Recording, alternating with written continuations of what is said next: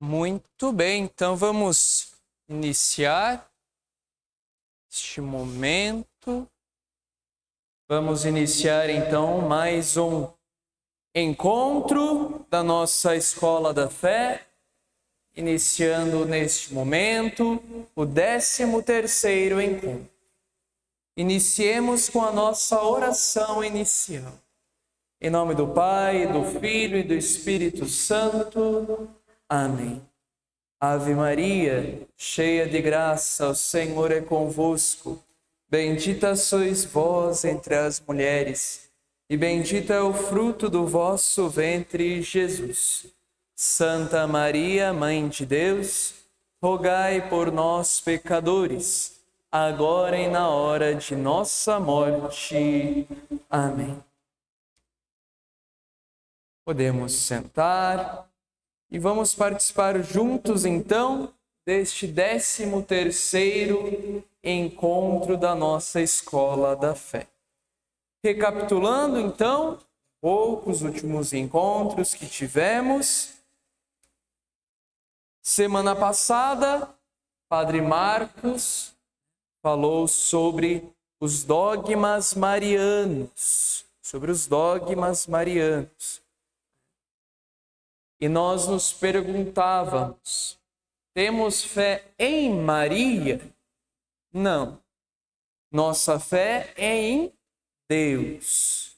Nós temos fé somente em Deus. Mas também acreditamos em suas obras e no sentido da ação de Deus, que não aconteceu sem Maria, nem deixou de acontecer em Maria. Então, na fé, tudo que se refere a Maria acontece por causa de Jesus. Por causa de Jesus. Nós falamos na faculdade, uma disciplina chamada Mariologia, que é a disciplina que estuda Maria, E nós falamos, não temos como estudar Mariologia sem estudar Cristologia, que é o estudo de Jesus Cristo.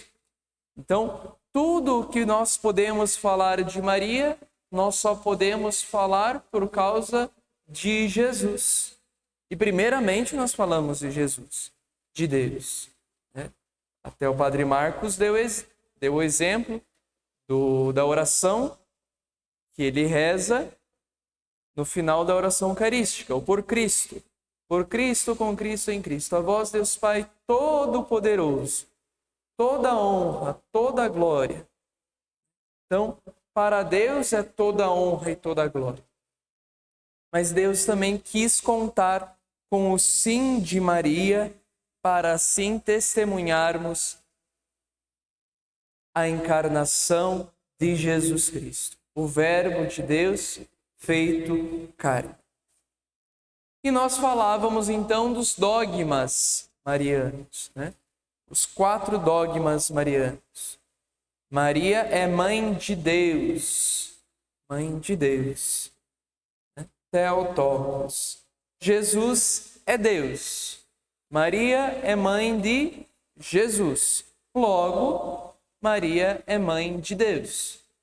Lógico, Maria participa, então, dessa maternidade divina, enquanto sendo mãe de Jesus.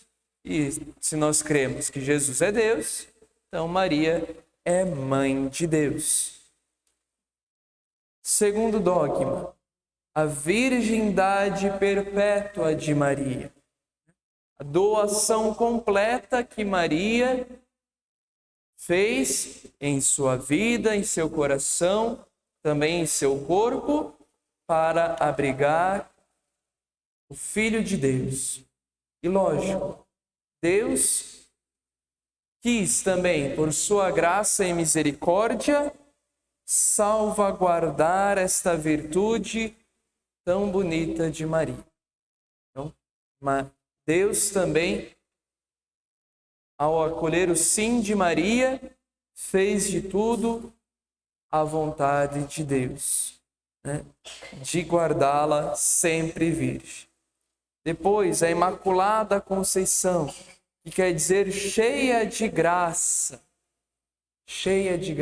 sem o pecado original. Deus a preservou cheia de graça, sem o pecado original. E foi assim que o anjo apareceu a ela, né? Salve, cheia de graça. Então, se o anjo, mensageiro do próprio Deus, falou de Maria, cheia de graça, nós também assim professamos a sua Imaculada Conceição. E por fim, a sua Assunção, né? Significa que Maria foi aceita de corpo e alma na glória do céu. Então, Maria foi aceita de corpo e alma na glória do céu. Maria foi assunta, elevada de corpo e alma à presença de Deus. E já participa, então, desta vida gloriosa em Deus. Então, os 4 dogmas marianos nós vimos no último encontro. Para entrar, então, no tema de hoje, vale também lembrarmos os outros artigos que nós já tínhamos visto, né?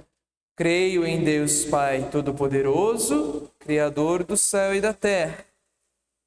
Também vimos, e em Jesus Cristo, seu único Filho, nosso Senhor. Também vimos Jesus Cristo, que foi concebido pelo poder do Espírito Santo e nasceu da Virgem Maria. Então, paramos aqui da última vez. E só para resumir também, que tudo isso que nós estamos falando não é com tanta naturalidade assim que nós falamos, né? A gente fala como se, nossa, tudo fosse tão simples de compreender, tão fácil. Ah, tá tudo explicado, tá tudo resolvido. Lógico, como livro, como ensinamento, talvez é um pouco mais fácil de colocar em um livro, colocar em uma ordem. Mas, diante do mistério de Deus, nós percebemos também um mistério de Jesus, né? É o que diz o compêndio do Catecismo de uma forma resumida. Embora a salvação venha em plenitude da cruz e da ressurreição, a vida inteira de Cristo é mistério de salvação. Porque tudo que Jesus fez, disse e sofreu tinha como objetivo salvar o homem decaído e restaurá-lo na sua vocação de filho de Deus. De filho de Deus. Por que nós dizemos isso? Porque olha só, nesse artigo 3 que nós vimos, nós professamos a fé de que nós cremos em Jesus, que foi concebido pelo poder do Espírito Santo e nasceu da Virgem Maria. E hoje nós vamos ver desse Jesus que padeceu sob Pôncio Pilatos, foi crucificado, morto e sepultado. Né? Parece que a gente deu um certo pulo. Né? Passamos de Jesus que foi encarnado, né? Que nasceu da Virgem Maria, e já pulamos direto, né? Para a sua morte. Então quer dizer que não tem nada no meio? Não, muito pelo contrário. Nós temos a vida pública de Jesus, que pelos estudos a gente pode dizer que foram 3 anos, mas a grande parte, né, dos seus 30 anos é uma vida que nós chamamos de vida oculta, né? A sua infância, a sua juventude. Né? Como que Jesus viveu todos esses dias, esses anos? Não sabemos, né? Permanece um mistério. Mas já nesse mistério estava se cumprindo o mistério da salvação, o mistério da vida de Jesus. E hoje, então, nosso tema será Jesus Cristo padeceu sob Pôncio Pilatos, foi crucificado, morto e sepultado. Então vamos ver cada uma dessas palavrinhas aqui hoje, no nosso encontro, para buscarmos entender um pouquinho melhor o que significa esta paixão de Jesus, que nós celebramos de maneira mais especial no Tríduo Pascal, quinta, sexta e no sábado, na paixão, morte e ressurreição de Jesus. Então, o mistério pascal de Cristo. O mistério pascal de Cristo. Olha essa palavra de novo aparecendo, Mistério. O mistério pascal de Cristo. Sua paixão, morte e ressurreição. Esta imagem reflete um pouco tudo isso, que é Jesus mostrando as suas chagas aos discípulos. Mostrando que ele, glorioso, agora ressuscitado, é o mesmo que sofreu, que morreu na cruz. Mas não só que morreu e sofreu na cruz, mas o mesmo que viveu com eles, o mesmo que nasceu, o mesmo que cresceu, o mesmo que ensinou as bem-aventuranças, o dia a dia, ali esteve com seus discípulos. Então, é o mesmo que está glorioso, é o mesmo que, por sua paixão e morte, nós contemplamos a sua ressurreição. E o próprio Senhor Jesus, no Evangelho de Lucas, capítulo 24, versículo 26, diz: não tinha o Messias de sofrer tudo isto para entrar na sua glória? Para contemplarmos a glória deste Senhor Jesus, que, como nós já ouvimos nos outros encontros, o nome Jesus Cristo, o mesmo Senhor Jesus, para entrar na sua glória, para cumprir em tudo a profecia de Deus, também tinha de sofrer, também tinha de ser morto, crucificado, morto, para aí sim, em sua glória, ressuscitar. Muitas atitudes e palavras de Jesus foram, portanto, sinal de contradição para as autoridades religiosas de Jerusalém.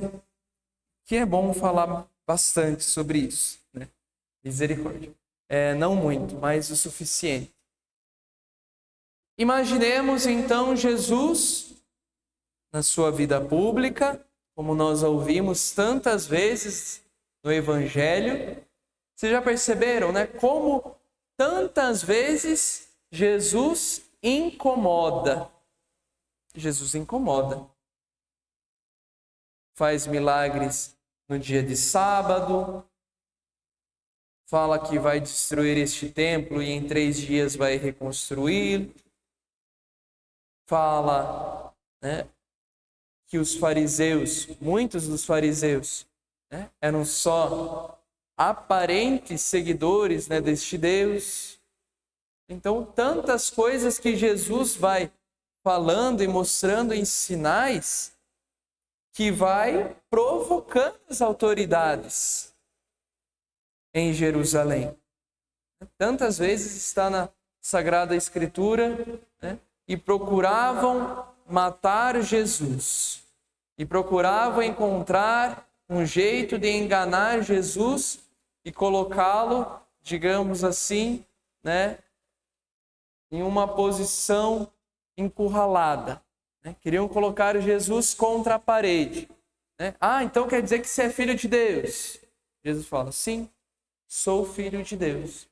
Então quer dizer que você é isso, que é aquilo. Então, tantos momentos que nós ouvimos já na Sagrada Escritura, que Jesus vai sendo a prova para, por meio de suas palavras e gestos, entrar a contradição Não a contradição diante de Deus, lógico que não, mas a contradição com relação àqueles que eram os fariseus, que eram aqueles entendidos da palavra de Deus, que eram aqueles sabe tudo, né, como a gente diz, né? Sabichão, né? Aquele que, nossa, está sabendo tudo. Então, Jesus tinha um problema com os hipócritas. Né? Jesus, o Messias de Israel e, portanto, o maior no reino dos céus, fazia questão de cumprir a lei, executando-a integralmente, até nos mais pequenos preceitos, segundo as suas próprias palavras. Qual que foi o evangelho de ontem e de hoje? Eu não vim para abolir a lei. Jesus disse no evangelho de ontem e de hoje: eu não vim para abolir a lei, mas para dar pleno cumprimento. Né? Então Jesus, diante dos fariseus, os fariseus dizendo: não, esse Jesus não está cumprindo a lei, ele não está cumprindo os mandamentos de Deus, ele é um falso profeta, ele está possuído por Beelzebu, ele não é filho de Deus, ele não é o Messias. Mas Jesus, na sua vida, como ele disse ontem e hoje, eu não vim para abolir a lei. Ele não desrespeitou nenhuma lei de Deus. Ah, não, está na lei que é para guardar o sábado. Mas Jesus guardava o sábado. Só que ele perguntava: no sábado é permitido fazer o bem ou fazer o mal? Salvar uma vida ou deixá-la morrer? Então Jesus não estava indo contra a lei. Ele estava querendo mostrar qual é realmente o perfeito cumprimento da lei de Deus. Os outros ao seu redor que não estavam entendendo, assim como nós muitas vezes não entendemos. Talvez vamos morrer sem entender, tudo bem. Mas a gente quer entender, né? Pelo menos. Então, Jesus cumpria em tudo a palavra de Deus, os preceitos de Deus. E hoje mesmo, no evangelho de hoje, tão bonito esta imagem que nós temos. Né? Ouvistes o que foi dito: não matarás. Quem matar vai ser julgado pelo tribunal. Tudo bem, todo mundo ouviu isso na lei de Deus. Mas Jesus fala: eu, portanto, vos digo, quem maldizer o seu irmão, quem chamar o seu irmão de patife, de tolo, ou seja, não é só não matar fisicamente, mas é matar também muitas vezes por palavras, por pensamentos, por fofocas, né? Maldizendo o irmão. Então, a lei que o Senhor Jesus veio para trazer é a mesma que já tinha sido dada, mas em sua plenitude, que é o amor, a perfeição. E isso incomodava. Incomodava quem? Os hipócritas. Quem que eram os hipócritas? Os fariseus, os mestres da lei. Porque eles conheciam tudo o que estava na lei. Sabiam cada vírgula que estava ali na lei, eles sabiam. E como assim ele diz estar cumprindo a lei se eles sabem a lei, né? Então, eles não estavam entendendo. Estavam vendo em Jesus alguém totalmente errado. Então, em Jesus, a lei já não aparece gravada em tábuas de pedra, mas no íntimo do coração. Íntimo do coração. Jesus colocou-se numa situação de confronto com certos doutores da lei, que não aceitavam a sua interpretação, muito embora garantida pelos sinais divinos que a acompanhavam. Por exemplo, Jesus, mesmo no dia do sábado, falou: é permitido fazer o bem ou fazer o mal? Fazer o bem. Na verdade, ninguém respondeu, todos ficaram com medo.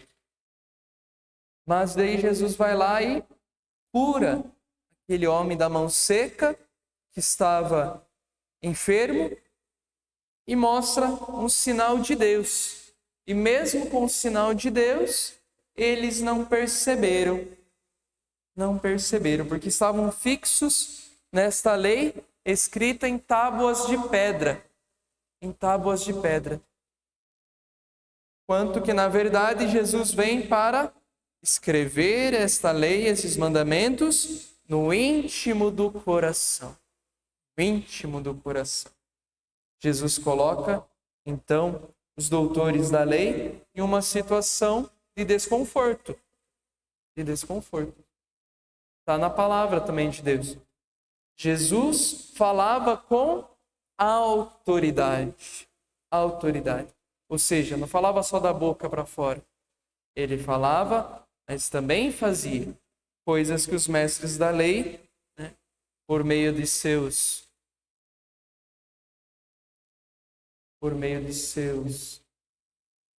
vícios, não cumpriam a palavra de Deus em sua plenitude do coração. Também Jesus e o templo, que era um motivo de grande escândalo para os judeus. Dizem alguns teólogos, quais foram as causas da condenação de Jesus? Por que Jesus foi julgado?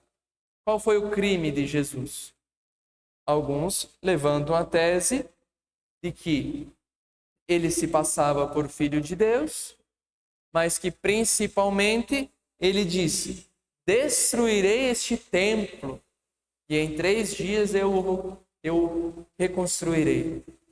Então, alguns dizem que o principal argumento de alguns judeus terem levado Jesus ao sinédrio a julgamento foi ter profanado contra o templo, dizendo que iria destruí-lo, dizendo que era maior do que Deus, dizendo que era filho de Deus. Então, mas será mesmo que Jesus era tão contra o templo assim? Vamos ver. Jesus foi apresentado ao templo. Maria e José levaram o menino Jesus para ser apresentado ao templo. Então, desde a sua infância, Jesus esteve presente no templo. Ficou no templo quando ele tinha lá pelos seus 12 anos. Se lembra que Jesus se perde dos pais? Porque ele ficou no templo e já ensinando, e os mestres da lei, os doutores, se admiravam deste menino que falava já com uma sabedoria, uma palavra já diferente. Então Jesus ficava no templo. Tantas pregações Jesus fez no templo. Jesus disse: não façais da casa do meu pai uma casa de comércio. Jesus defendia o templo no sentido dessa proximidade com Deus, dessa proximidade com a presença de Deus naquele lugar sagrado. Então ele não era contra o templo, ele era contra o que os outros faziam, desrespeitando, profanando. Então, o respeito versus o anúncio das ruínas. Jesus que respeitava o templo, mas que também, ao se dirigir ao seu próprio corpo, dizia: destruí este templo e eu o reconstruirei em 3 dias. E Jesus falava do templo do próprio coração, do próprio corpo. Mas também, depois Jesus fala: não somente neste templo adorareis o Senhor, mas também em espírito e verdade e vida, no coração, também adorareis.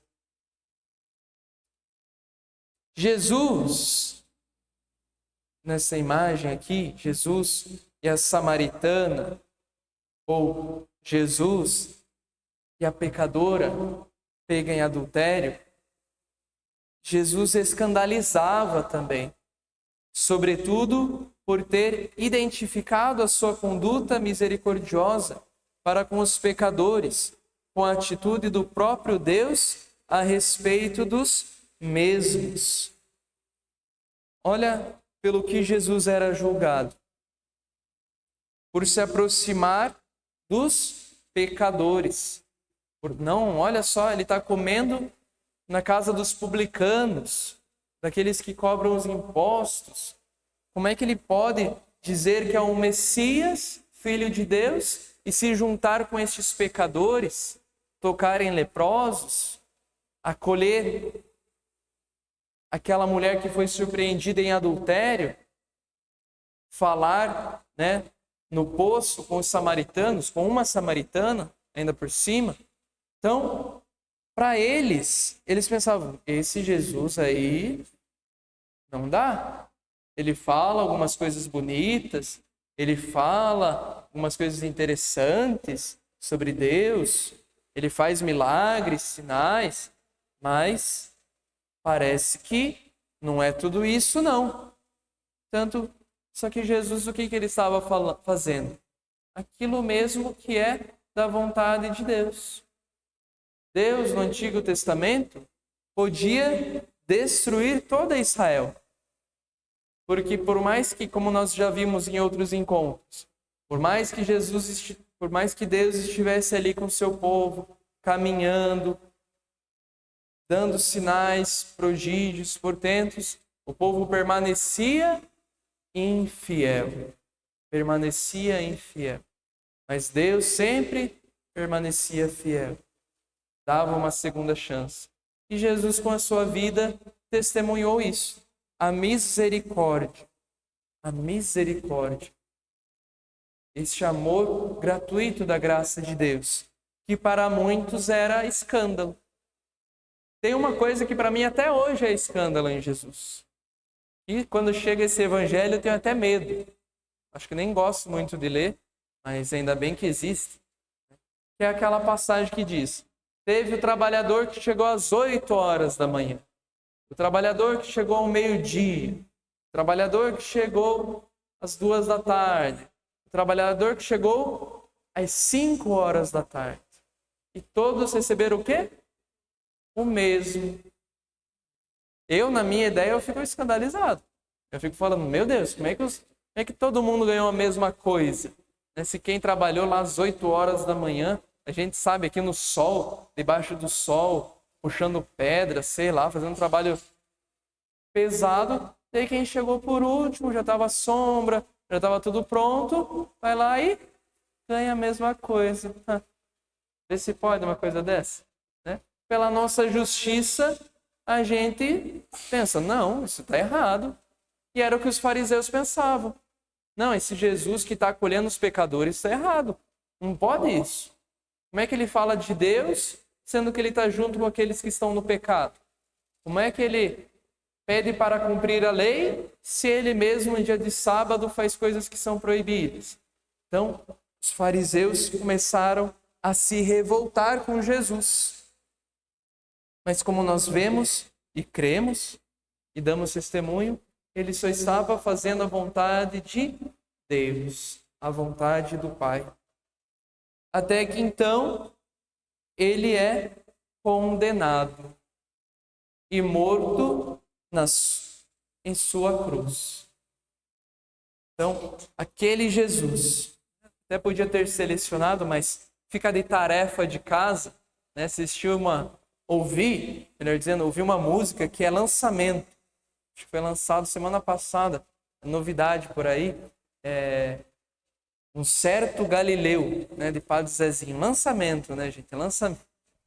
Só tem, acho que uns 50 anos essa música. Mas se trata justamente isso. Um certo Galileu apareceu, convidando, ensinando o amor, fazendo milagres, mostrando o caminho do bem, acolhendo aqueles que estavam distantes, dando uma segunda chance, perdoando, amando. E o que nós fizemos ainda por cima? Cruz. Cruz. Então, essa parte do creio, quando nós rezamos, a gente reza tão rápido, na missa, nas nossas orações, mas só nessa parte, nesse artigo, tem tudo isso. a vida oculta de Jesus, a vida pública, tudo aquilo que Jesus fez, tudo aquilo que ele fez de bom, e mesmo assim, ele só fez o bem, só fez o bom, mesmo assim foi condenado. Foi condenado. E Jesus morreu então crucificado. As autoridades religiosas de Jerusalém não foram unânimes na atitude adotadas a respeito de Jesus. Voltando então um pouquinho. De quem que é a culpa de Jesus estar lá na cruz? Temos vários culpados que a gente pode citar. A culpa foi de Judas, traidor. Entregou Jesus. Foi lá, denunciou, falou onde ele estava, traiu Jesus com um beijo, né? Então a culpa foi de Judas. Podemos pensar, não, a culpa foi dos judeus, que levaram Jesus lá para Pôncio Pilatos, para o imperador, fizeram a cabeça dele, né? Falaram um monte de coisa, então a culpa é dos judeus. Ou não, a culpa é de Pôncio Pilatos, né? Dos romanos, dos soldados, das pessoas que estavam ali, dos discípulos que não ajudaram. Então podemos achar vários culpados. Mas não. A culpa não é dos judeus, porque não foi unânime. Muitos judeus falavam, não, ele não é culpado disso. Mas não, outros não, insistiam. Não, vamos gritar, gente, grita aí, crucifica. E o povo lá, todo mundo gritava, crucifica, ei, beleza. Então, alguns judeus, algumas pessoas, incitavam o povo para condenar Jesus. Será que a culpa foi então dos judeus? Não, não foi dos judeus. A culpa foi de Pôncio Pilatos? Não. Várias vezes Pilatos queria soltá-lo. Está lá na palavra de Deus. E procurava soltar, mas o povo falava não. E não sei o que, e vai um vem, né? Mas então quem que é o culpado? Jesus no alto da cruz. O que ele disse? Pai, perdoa-lhes, porque eles não sabem o que fazem. Então, pela ignorância. Então, os culpados não são aqueles que estavam ali ao redor. Não são os soldados, Judas, os judeus que estavam ali. Não são. Quem são os culpados? Somos nós. Não, mas seminarista, Jesus, há 2000 anos atrás, o que eu tenho a ver com essa história, né? Deus o livre, tira... Não, deixa de lado, né? Não tenho nada a ver com isso. Nada, eu não ia matar Jesus coisa nenhuma.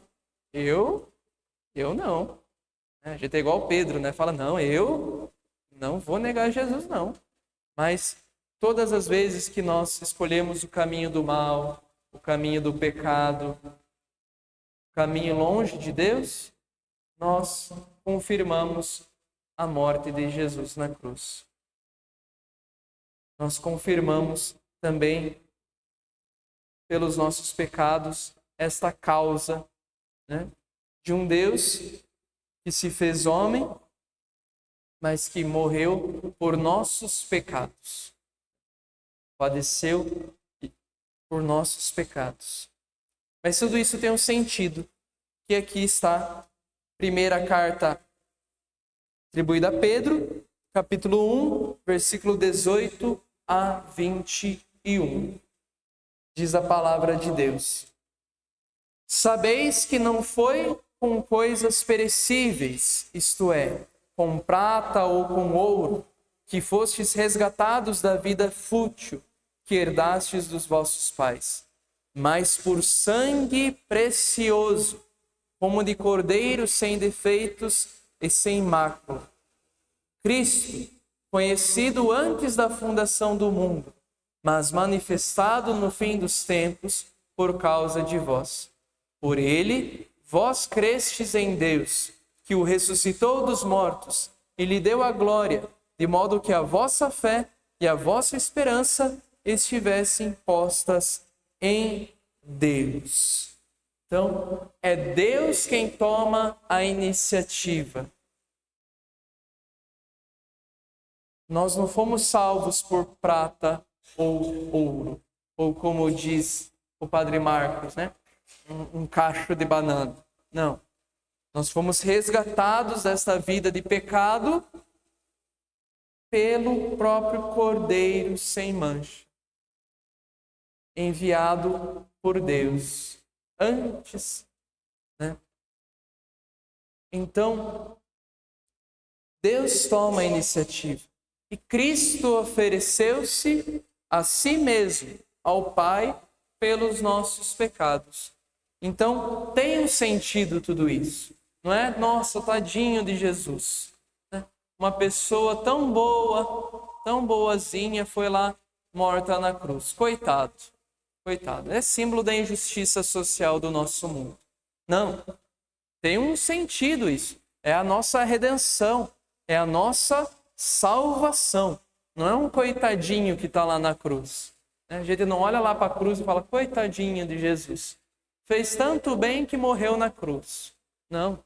A gente olha para Jesus na cruz e vê a nossa própria vida, vê a nossa salvação, que por sua morte nós fomos curados. Por seu sangue nós fomos lavados de todos os pecados. Então tem um sentido, para que assim participemos juntos da esperança e da glória de Deus. Como resumo, diz o compêndio do Catecismo: para reconciliar consigo todos os homens destinados à morte por causa do pecado, Deus tomou a iniciativa amorosa de enviar seu Filho para que se entregasse à morte pelos pecadores. Anunciada no Antigo Testamento, em particular como sacrifício do servo sofredor, a morte de Jesus aconteceu segundo as Escrituras. Então, Deus já no Antigo Testamento prepara este caminho de salvação, que culmina com a morte e ressurreição de Jesus. Ou seja, então, como eu estava dizendo, não é um coitadinho, mas é o próprio Salvador.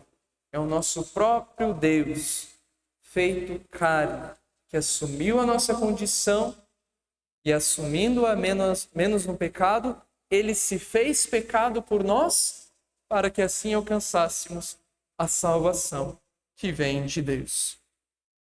Então, tem um sentido de nós professarmos no creio.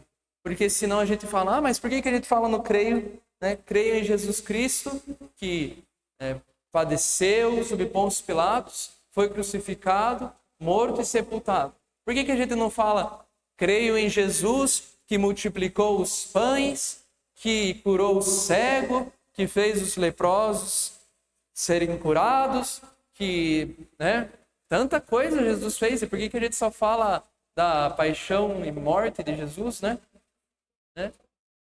Ressuscitou os mortos, tanta coisa boa Jesus fez, por que a gente não coloca tudo isso no creio também? Então, tem um sentido, que é o sentido da nossa fé. A razão da nossa fé é a vida de Jesus, vida oculta, vida pública, mas principalmente na sua paixão, morte e ressurreição. Então, nós cremos,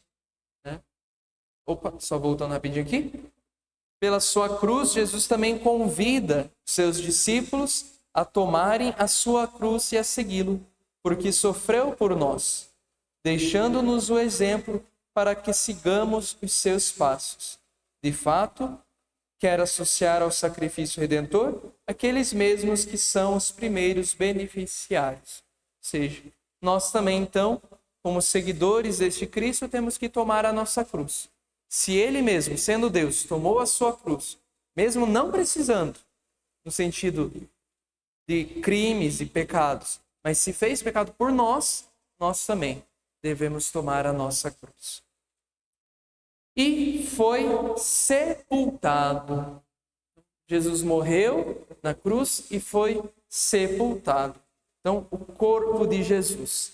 Essa é uma foto, uma imagem, né, do Santo Sepulcro. Santo Sepulcro. Um dia, se Deus quiser, ainda a gente vai fazer, né, uma viagem aqui todos nós, né, de Eldorado para Jerusalém, para a Terra Santa, né? Amém, amém. Misericórdia, né? Amém ou misericórdia? Nem sei mais, né? Mas, então, lá na Terra Santa, temos o Santo Sepulcro, onde o corpo de Jesus conheceu a morte. Conheceu a morte. Jesus ficou morto. O estado de separação entre a sua alma e o seu corpo, durante o tempo compreendido entre o momento em que expirou na cruz e o momento que ressuscitou. Então, Jesus experimentou a morte. Desde a cruz que fala: Pai, em tuas mãos entrego o meu espírito. E dando um forte grito, expiou. Então, Jesus que morre, dá o seu último suspiro e vê a sua alma separada do seu corpo. E o seu corpo depositado no Santo Sepulcro, que somente 3 dias depois iria ressuscitar. Então, Jesus conheceu a morte. Quis também, assim como nós vamos passar pela morte, ele também quis passar pela morte. Então, até nisso, Deus, com todo carinho, se preocupou e se assumiu diante de nós. Como resumo, Catecismo, número 624. É o mistério do sepulcro e da descida à mansão dos mortos. É o mistério do Sábado Santo, em que Cristo, depositado no túmulo, manifesta o repouso sabático de Deus, depois da realização da salvação dos homens, que pacifica todo o universo. Assim como Deus, no Gênesis, no 7º dia, descansou de toda a criação que ele fez, Jesus, depois da plena salvação na cruz, ele também descansou no sábado. Esse é o sentido do Sábado Santo. Esse é o sentido do silêncio, do sepulcro, de um Deus feito carne que agora está morto e sepultado. Mas nós sabemos, o poder divino preservou então o Senhor Jesus, o seu corpo, de toda corrupção. Por mais que estivesse morto, o seu corpo não conheceu a corrupção. Por isso ressuscitou no 3º dia. Dizem alguns historiadores, alguns estudiosos, né, na teologia ou na história também, que os judeus acreditavam que era a partir do 4º, 5º dia que, né, já se sentia um odor ruim, né, do corpo, né, no sentido que já estava apodrecendo. Então, Jesus, ressuscitando no 3º dia, deu tempo de morrer de verdade, porque isso também poderia ter tido um medo, né? Tipo, não, Jesus morre na 6ª e já rapidinho, opa, ressuscitei, olha só. Nossa, então quer dizer que a pessoa estava fingindo, né, que estava morta, não estava morta de verdade, né? Então, esperou os 3 dias, né, nesse silêncio, né, nessa morte, mas também ressuscitou no 3º dia, né, antes de conhecer a corrupção, né, da podridão, da morte, que está associada também na Bíblia ao pecado. No próximo encontro vamos falar, né, do que Jesus fez então, né? Será que Jesus... o que quer dizer esse desceu à mansão dos mortos? Né? Eu quero ir para essa mansão também, né, gente? A mansão, será quantos quartos tem, né? Quantos cômodos? Né? Será que tem piscina, tem central de ar-condicionado nessa mansão dos mortos? Não sabemos. Semana que vem eu conto para vocês, ver se ela é mobiliada ou não. Mas só para concluir, temos uma pessoa bem interessante, né? E Pôncio Pilatos. Vocês já ouviram essa expressão, gente? Eu tô mais perdido que Pôncio Pilatos no creio. Vocês já ouviram essa expressão? Não? Essa é bem conhecida. No seminário a gente falava bastante. Nossa, eu tô mais perdido que o Pilatos no creio, né? Porque é tanta gente boa para colocar o nome no creio, por que tem o nome de Pilatos lá no meio? No creio só fala o nome de 4 pessoas. Deus Pai, Filho, Espírito Santo e a Virgem Maria. Mas tá lá, de repente, Pôncio Pilatos. Opa! O que tem a ver, né? O que tem a ver Pôncio Pilatos no creio? Né? Já estava bom, já. Maria e a Santíssima Trindade, acho que já estava bom. Mas colocaram lá Pôncio Pilatos. O que tem a ver Pôncio Pilatos no meio do creio? Então, percebe-se nos relatos bíblicos uma pressão muito forte para tentar mostrar quem são de fato os verdadeiros inimigos que entregaram Jesus. Então, vamos imaginar a comunidade cristã, né? Os primeiros cristãos, ali 5, 10 anos, 20 anos depois da morte de Jesus. Eles começavam a se perguntar, quem que foram os culpados? Será que foi Judas? Será que foi os judeus? Será que foi Pilatos? Será que quem que foi? Então, tinha uma corrente muito forte de colocar a culpa nos judeus. Então, eles salvavam a imagem de Pilatos à torta e direita, né? Tanto que Paulo, sendo romano, sempre defende, os romanos não fizeram nada de errado, a culpa foi dos judeus, que não sei o que, não sei o que.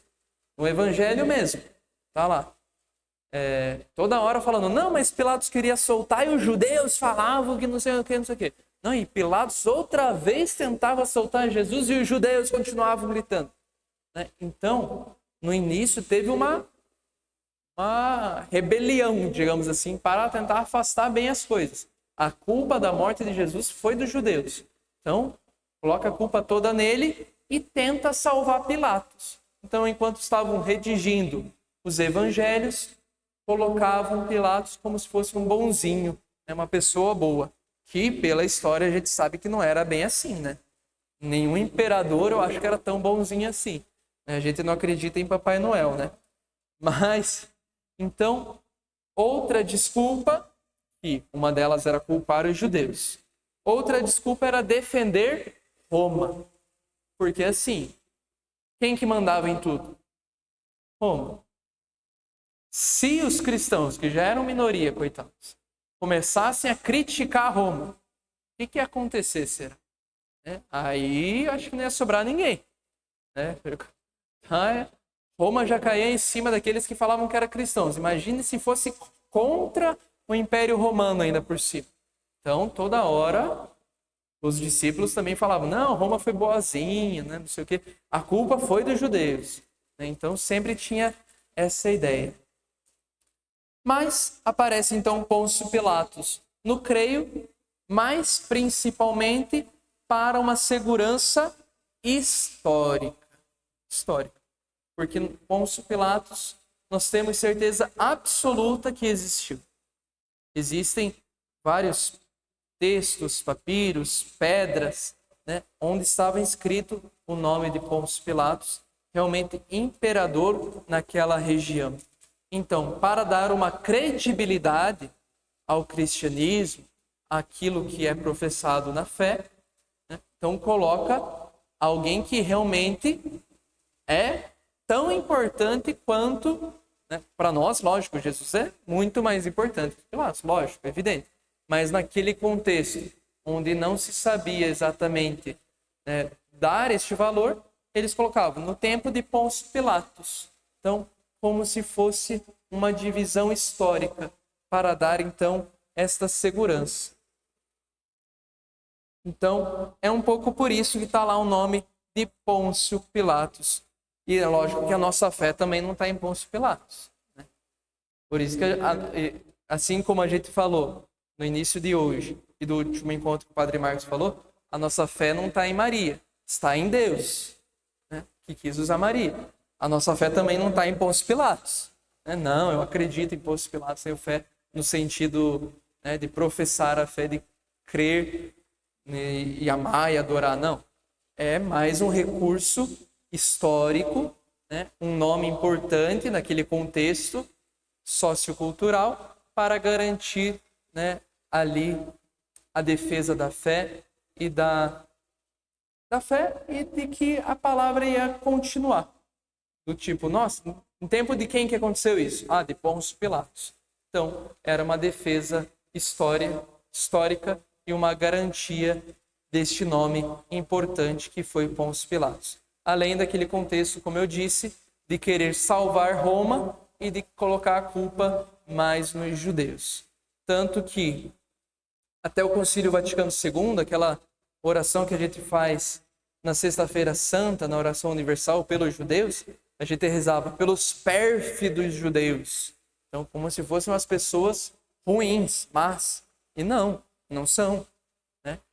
Tem palavra de Deus, são os nossos pais na fé, por assim dizer, né? Os primeiros, né, a ouvir a palavra de Deus. Temos total respeito aos judeus. Jesus era judeu. Então, no sentido que a culpa não é dos judeus na morte de Cristo.